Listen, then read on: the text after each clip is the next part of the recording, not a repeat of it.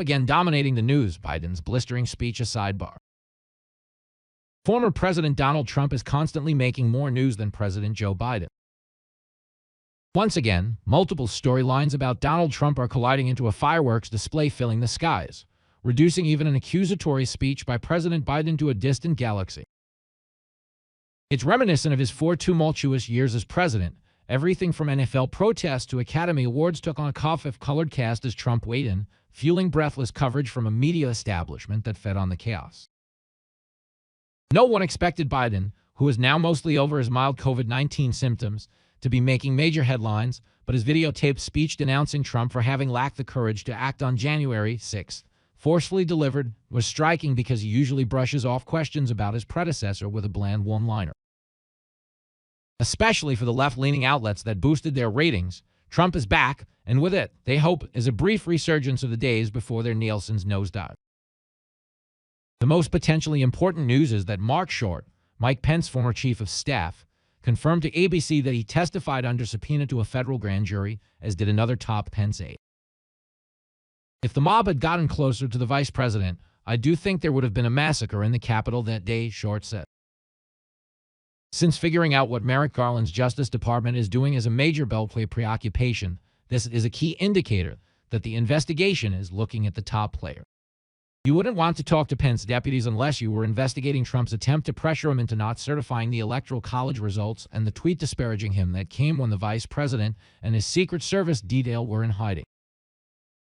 Still, I have to caution that the investigation may well not lead to charges against Trump, despite the most fervent wishes of his detractors in media and politics, because the investigators may not amass enough evidence to secure a conviction.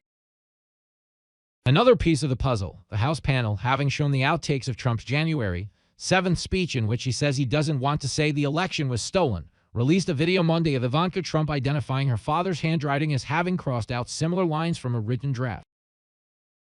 Meanwhile, Trump is picking a fight with Fox News. He accused Fox and Friends of supposedly botching his poll numbers, which he complained was no doubt on purpose, and said the show has gone to the dark side. In reality, the morning show where Trump was once a regular guest accurately reported on a straw poll at a Turning Point USA conference. Trump got 79% of the vote, but said also accurately that such a survey represents a small slice of Republican voters. The 45th president has also played a guessing game with the media about when he'll declare his candidacy, having dispelled all doubt that he's running. He regularly whacks the press and vice versa, but in the past, negative coverage has actually helped him by rousing his base. Trump returned to Washington yesterday for the first time since leaving the White House, telling the America First Agenda conference that there is no law and order and complaining about a cesspool of crime. He took aides' advice by largely staying away from his stolen election rhetoric, but he did say he won in 2016 and again in 2020, signaling his message to his loyalists. There have been lots of leaks about what a second Trump term would look like. Axios had a big scoop about how Trump could move 10,000 federal employees into a high-ranking Schedule F based on loyalty to him, a move that would rock the civil service. Trump actually signed the order in October 2020, but events intervened. Now Politico reports a re-elected Trump would focus on job creation and low unemployment, expansion of affordable housing, eradicating COVID-19, reducing federal bureaucracy, cracking down on crime and illegal immigration, passing congressional term limits, and ending foreign war and reliance on China. If he can stop talking about the stolen election. Biden, for his part, has stayed away from commenting on the House hearings. But in a blistering videotaped message from the White House, he said, "On January 6th, we relied on law enforcement to save our democracy. We saw what happened. The Capitol Police, the D.C. Metropolitan Police, other law enforcement agencies were attacked and assaulted before our very eyes. Speared, sprayed, stomped on, brutalized. Lives were lost.